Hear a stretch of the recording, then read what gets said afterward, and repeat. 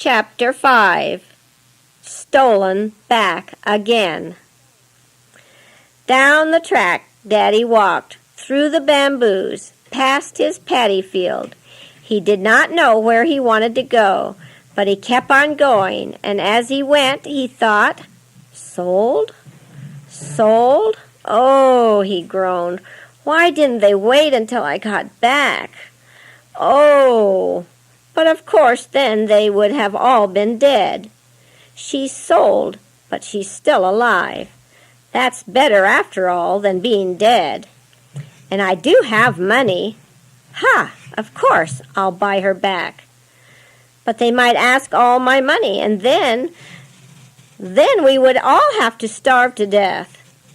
Buy her back? No, that won't do. Buy her back?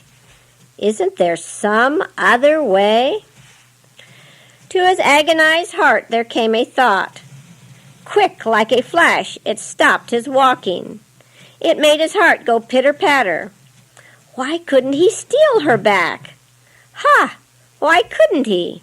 People stole pigs, people steal bullocks. Why couldn't he steal a baby? Why? He turned and ran. If there were tigers, he cared not for them. If there were snakes, it mattered not. Even the darkness mattered not. This was his village, and he was familiar with every track, every stone, and every tree. He paused only as he neared the village, so that his hurry would not arouse the slumbering dogs. His plans called for quietness. Quietly, stealthily, he reached his ladder and climbed up into the house. He paused till his eyes got used to the darkness, and even as he paused, he heard a smothered sob. Turning towards the fireplace, he was more than satisfied to find his wife still sitting there, her face faintly lit up by the glow of the dying embers. "So she too is thinking. Good," he breathed to himself. Then, noticing that no one else was there to hear or to listen, he sat down beside her and whispered into her ear, "We cannot buy back our—" "Oh, husband, say not that we cannot buy back our clever queen, or else my heart will break," sobbed his poor wife. "Wait, listen. Do not speak until I have told you all. I say we cannot buy back clever queen, for then we shall all starve. For now, O woman, that by this time she too loves our clever queen, and she will ask all the money that I have, and then wherewith shall we buy food, even for our babe?" The body of his poor wife shook as she tried to smother her choking sobs, but she said nothing. What could she say? "Listen, I, clever queen's father, have thought of a better plan," continued her husband. "If you will but agree, there is nothing at all to stop us from stealing back our baby." The sobs stopped as if by magic. A restless hand began to stir the smoldering sticks in the fire. A frightened face looked towards the man, and trembling lips began to say, You mean? "I mean exactly what I have said. Don't people steal pigs? Don't people steal bullocks? Why do you sit here sobbing? Come, let us go." A moment later she sat there. Then, wiping her eyes with her shawl, she arose quietly and said, "We will go." The morning dawned bright and fair in the village where Clever Queen lived with her new mother. The old grandma of this house was up early, and with a basket on her back and a net in her hand, she set off to a nearby pond to catch some prawns for breakfast. The men had gone to their clearing in the jungle, and the mother, with Clever Queen tied to her back, was pounding rice under the house, for that is what all jungle people do. The chickens were scratching, the ducks were quacking, the pigs were grunting, the dogs were running around, and the little children were playing here and there, when up from the river there came a stranger. The dogs barked furiously and ran towards him, but he said, "Twee, twee," which they recognized as their own language for dog, and they at once quieted down. Slowly he walked, yet like one knowing where he was going, up past the buffalo pen, and near the coconut tree he saw what he wanted, a woman pounding paddy and a baby tied on her back. And he heard what he wanted, for he caught the last of her song. "They were horrible and mean, but I've got another darling, and her name is Clever Queen." "Auntie, what are you doing?" he greeted her. "Nothing," she replied. "Do you have any rice to sell?" "No."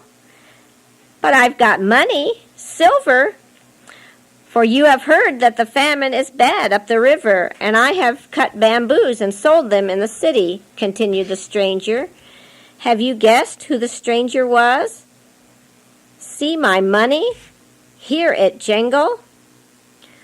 Oh, well, that's different. For money, yes, of course, we will sell a little paddy, for we need to buy cloth and needles.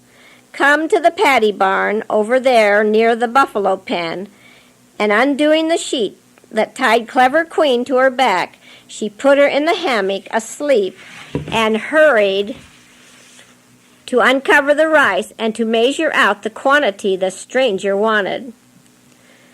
Things like this happen so seldom that the buying of the rice soon gathered quite a crowd. It took a long time, too, for the stranger had much to tell of things he had seen in the city, so that there was plenty of time for Clever Queen's real mother, who was hidden in the bushes behind the house, to run to the hammock and steal back her own baby. Hastily she tied Clever Queen to her back and then fled silently and unseen into the jungle. At this time, Clever Queen's father talked and laughed, for he wanted all attention to be taken from the house where the mother was taking away little Clever Queen.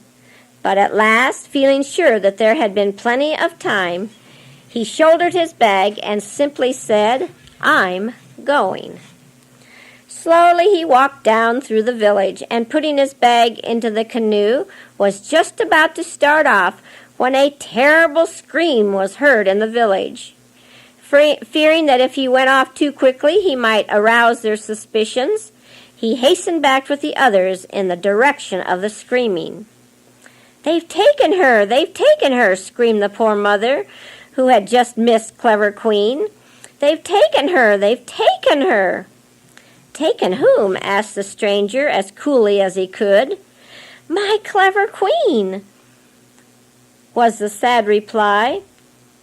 Then between cries and screams they told him the story of Pretty Diamond's death, and how they had bought Clever Queen with 2 bags of rice, and how much they loved her.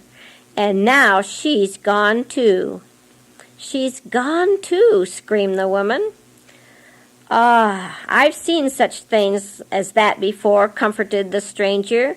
"Yes, it's the spirits all right. 'Tis a bad world that we live in. Famine and death and devils. But just to be sure, we'd better look around a bit. You send some of the folks over towards the hills, and send some down to the river, and I'll help you too. I'll go up the river, and I'll keep my eye open and ask wherever I can." "Please do," sobbed the terrified woman, "and come back quickly if there's news."